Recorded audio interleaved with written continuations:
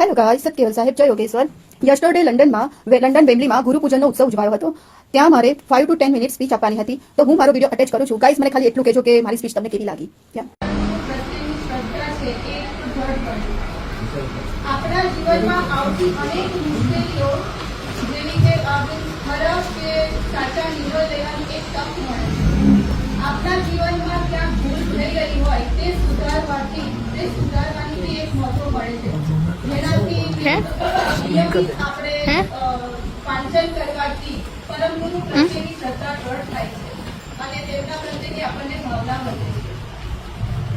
Plus કે મારો experience કહું તો જ્યારે મેં પરીક્ષા આપવાની સ્ટાર્ટ કરી ત્યારે મારું વાંચન એટલે કે એક સમય પાલન કે આપણે કામ પૂરું થયું એટલે આપણને એક ખબર હોય કે આપણે હવે શું કરવાનું છે.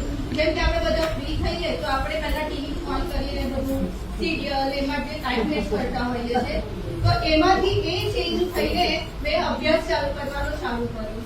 તો અત્યારે મેં પહેલી કંઈક ફિનિશ કરી છે, બીજી બી ફિનિશ કરી છે અને ત્રીજી બી ફિનિશ કરી છે. હવે મારે આવી છે ચોથી પરીક્ષા. તો હું બી ટ્રાય કરું છું કે હું બી પરમ ગુરુની જે સાથે 7 પરીક્ષાઓ પાસ કરીને પરમ ગુરુના ચરણોમાં સમર્પિત કરું તેવી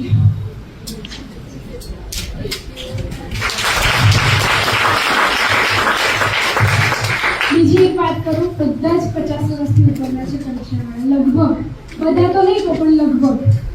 તો એ બધાનું લખવાનું વાંચવાનું બધું છૂટી ગયેલું છે.